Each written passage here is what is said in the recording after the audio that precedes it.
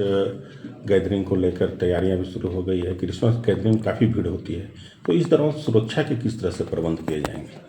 देखिए, सिमडेगा ज़िले में जैसे परंपरा रही है बहुत लंबे समय से, क्रिसमस की छुट्टियों के आसपास लगभग उससे 1 महीना पहले से लेके उसके 1 महीना बाद तक काफ़ी गहमा गहमी भीड़ भाड़ रहती है और एक त्यौहार सा माहौल रहता है। यहाँ से जितने लोग बाहर कमाने खाने जाते हैं उसमें से भी अधिकतर लोग क्रिसमस के दौरान अपने शहर वापस आए रहते हैं। तो एक स्वाभाविक रूप से शहर में उस समय भीड़ भाड़ भी ज़्यादा रहती है और चहल पहल रहती है, त्यौहार का माहौल रहता है।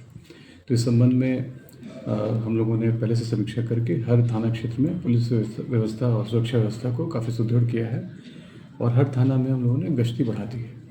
खासकर हर बीट को कवर करने के लिए जिनकी ड्यूटी है उनसे लगातार रिपोर्टिंग भी ली जा रही है। और इस संबंध में एक जो सबसे बड़ी चुनौती रहती है वो है सड़क सुरक्षा, क्योंकि ठंडक के महीने में वैसे भी कोहरे धुंध की वजह से सड़क में विजिबिलिटी कम रहती है, साथ साथ भीड़ भाड़ भी रहती है।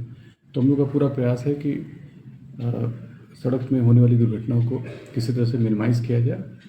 और इस संबंध में जनता से भी अपील है कि त्यौहार का मौसम है और त्यौहार को हंसी खुशी मनाने के लिए यातायात नियमों का पालन करें, बहुत तेज़ गाड़ी न चलाएं, हेलमेट हमेशा पहनें, सीट बेल्ट लगाएं और शराब पी के बिल्कुल वाहन को न चलाएं। और लगातार अलग अलग स्थानों पे जगह बदल बदल के पुलिस द्वारा रैंडम चेकिंग भी की जा रही है और उसको और बढ़ाया जाएगा। तो पूरा त्यौहार हंसी खुशी के माहौल में सुरक्षा के साथ मनाएं।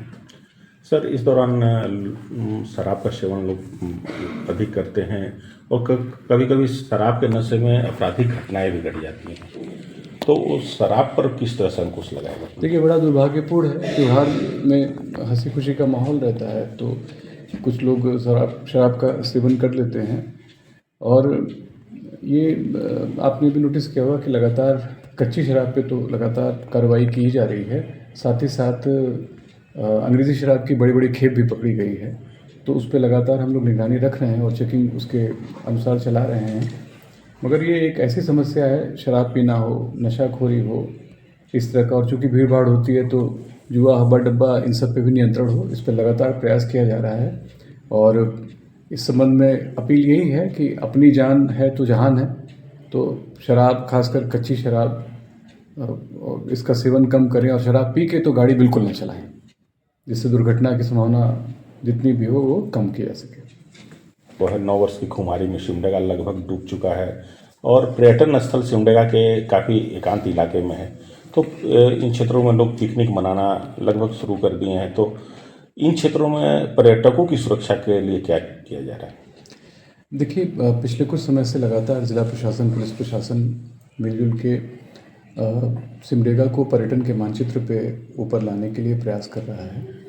यहाँ के जो फेमस पर्यटन स्थल हैं उनके साथ साथ और भी कई अनछुए पर्यटन स्थल हैं जिसके बारे में हम लोग लोगों के बीच में जागरूकता फैला रहे हैं। आप देख रहे होंगे कि लगातार पर्यटन को बढ़ावा देने के लिए हम लोग प्रयास कर रहे हैं। साथ ही साथ कई ऐसे स्थानों पे जहाँ पे पर्यटकों का आना जाना लगा रहता है, खासकर छुट्टियों के सीज़न में, ठंडक में, तो वहाँ पे अस्थायी रूप से पुलिस चौकी हम लोग बनाते हैं और उस स्थान पे सुरक्षा देने के लिए हम लोग पूरी तरह से प्रतिबद्ध हैं। साथ ही साथ जो नए पर्यटन स्थल हैं जहाँ लोगों के आने जाने की सूचना रहती है, उस संबंध में उन लोगों को उससे संबंधित जानकारी भी दी जाती है।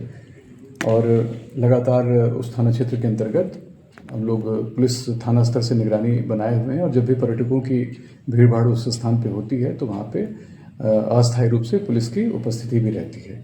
और उसके अतिरिक्त भी पर्यटन स्थल को डेवलप करने के लिए ज़िला प्रशासन की ओर से कई सारी सुविधाएं धीरे धीरे दी जा रही। कहीं शेड बनवाना है, कहीं पानी की व्यवस्था, पार्किंग की व्यवस्था, तो इस क्रम में प्रयास जारी है।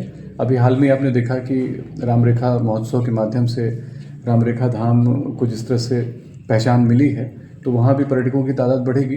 तो जो पुराने पर्यटन स्थल हैं उसके साथ साथ नए पर्यटन स्थल को विकसित करना, इन सबको मिला जुला के हम लोग प्रयास कर रहे हैं।